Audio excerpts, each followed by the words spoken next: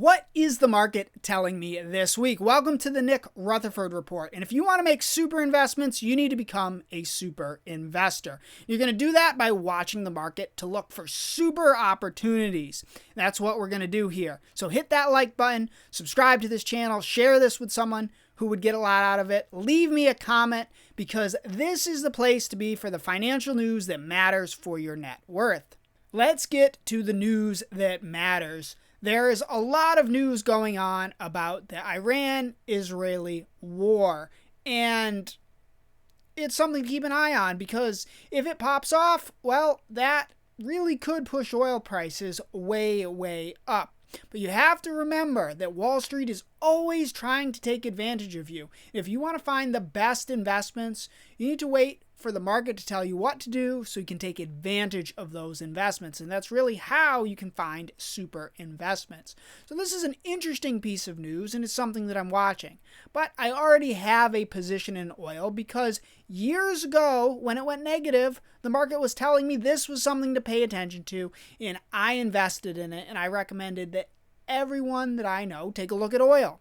Right now, I'm just holding, and if this happens, well, I'm going to make a lot of money, but I wouldn't be rushing out to do anything now because if you look at the price of oil, it's just average. It's not super high, it's not super low, so it's not super exciting to me. Next piece of most interesting data that I found this week was this stunning jobs report, a record surge in government workers. Well, everyone's really concerned about this job report. Is it real? Is it not? Whatever. You know what? The headline number is what matters to me because the algorithms are going to trade off of it. And if people have jobs, guess what? They're going to be spending money and that's going to go into the economy. So what happens next and what am I doing about it? Well, this is the most important thing to look at, and that was the jobs numbers because I was becoming more and more bearish over the last few months as the unemployment slowly crept up. But guess what? Now it's creeping back down. So here it is, zoomed in right here. The employment situation. September report just came out this morning on today, and it is down to 4.1%. So, you know what? If it's going to go down, the market is telling me I don't have to worry, and that means my base case is probably playing out. Of course, as the data if it changes, then I will change my stance because I want to be data dependent. And this is really my base case, and this is from George Robinson on Twitter at Bricker and Brattle. I think that he is probably the smartest analyst out there right now because if we look at his chart here, this is just measuring all of this massive, massive spending and how it's filtering into the economy. You can see from the blue line that the fiscal spending is going up. You know what happens when the fiscal spending is going up? Well, the GDP goes up. And this has been the base case that I've been talking about for weeks and months as everyone else is freaking out calling for a recession. You cannot have a recession if the spending is pushing up the GDP. It's just not going to happen, and I don't see signs of that today as of recording this. Of course, if the data changes, I will change my mind because that is the number one principle that I use to become a super investor, to invest in the best investments. I let the data tell me what to do. Let the market tell me what to do. And you'll see everyone on YouTube worrying about the debt, but let's look at the data to really think about that. So here is the best absolute case that I can think of. This is from Trading Economics. This is Japan's government debt to gross domestic product.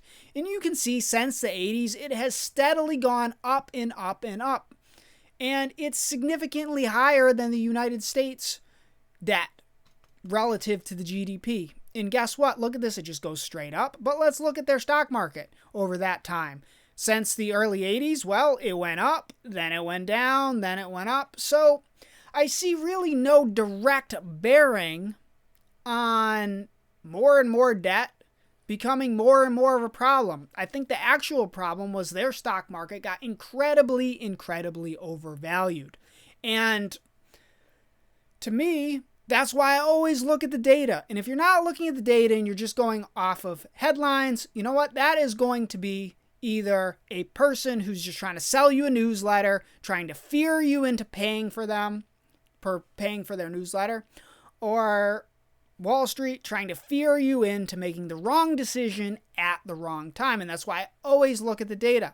And you know what? Over the last, how long have been people complaining about the debt now? 44 years, and stocks are going up. So if I can buy a great investment at a great price that produces great returns because it's growing or it's producing great cash flow relative to the price that I paid for it, you know what? I'm going to do okay. And I'm not too worried about the debt. And right now, I'm not too worried about some sort of recession or crisis because unemployment is good. And if people have jobs, they have money. And if they have money, they're spending that money. Now, of course, I always want to become cognizant and aware of the best things they're spending their money on because that develops themes. And these themes I'm investing in to profit from. And one of the themes that everyone is worried about is this massive debt. So I'm not saying it doesn't have an effect at all. It does seem to have some sort of effect. Look at gold. Everyone's worried about the debt. Everyone's worried about the war, so they're buying more and more gold. They're doing something in buying gold. It's very obvious because the price is going up. And that's just a theme. I've been on this theme for the last 5 years, and it's been making me money. In fact, one of my favorite gold producers is trading at a forward earnings of like 2 point something. And that's something that I share with my super investors inside my membership at highreturnslowrisk.com. You can check that out if that's something you're interested in. But my point in all of this is I like to look at the themes in the economy, and then the market gives me opportunities. Here's a great opportunity that I've been following and I've been investing in for the last few years, and that's chips. And everyone's so worried about the economy, but let's look at the data. Here's the data. Here's the data from the most important company, TSMC. You know what? And here it is. Every month they report their revenue. You can see it. January up 7% year on year. February up 11% year on year. I won't bore you with reading off each ones, but you can read it visually right there. They're averaging 30% above the year before, so that means they're making more chips. They're selling more chips. More people are buying NVIDIA's chips. The AI revolution, I can't speak at all here, goes on and on and on. So it's really kind of criminal when people are telling you that things are not growing and there's a big problem. Because you know what? Until the data tells me things are bad, I'm going to be bullish. And I can be very, very worried. I'm worried many times. But right here, let's look at the data. And the data is telling me that everything is growing. It's growing right there. I mean, not everything. You don't want to be invested in Dollar General because there's massive inflation and the lower and middle class are getting hammered. But that's why that's a negative theme. Maybe that's a good place to short. I don't know. I'm not shorting right now, but my only purpose of saying this is to think about what are the themes and how can you as an investor take advantage of those themes and wait for the market to provide the best opportunity, because when it does, you can make a super investment, and that's really how you're going to make the most money.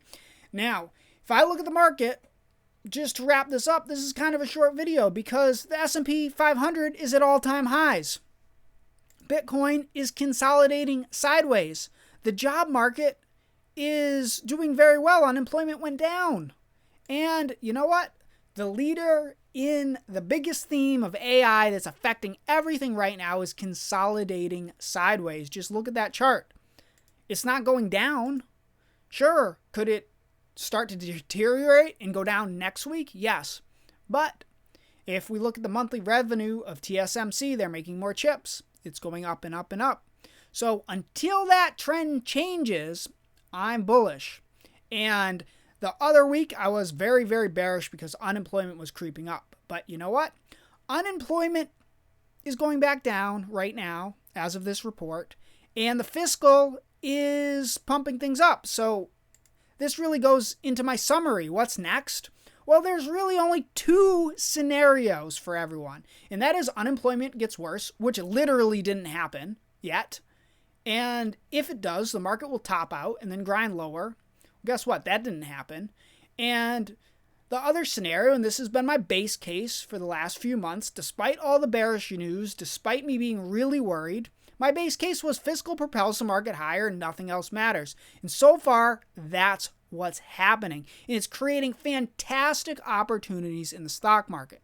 If you want to get one of the best opportunities that I've found, you can go to my website, highreturnlowrisk.com, and sign up for my newsletter. And I have a whole research report that I'm going to email you on what I consider to be the best investment for 2025. That's in there. You can check that out. It's completely at no cost. So, what do I think is going to happen next? Well, I'm still in the camp of fiscal propels the market higher because that's what the data is telling me. So, until the data changes, I'm long and I'm bullish while being extremely bearish. But my positioning, and I know that sounds ridiculous when I say it that way, because as Ray Dalio says, you don't have to worry if you worry. So I'm worrying all the time, but the data is telling me to be bullish. That's where I'm at right now. Of course, tomorrow the data could tell me something different and I could change my mind. But until then, that's the update that I see. This was an extremely important update because unemployment went down. And let me back up to that page, with a 4.1% down, well, if it's not going up, we're not having a recession today. Could we have a recession tomorrow? Of course. But until then, I'm bullish. And that is my market update. How am I using this information to protect and grow my wealth? Go to highreturnlowrisk.com.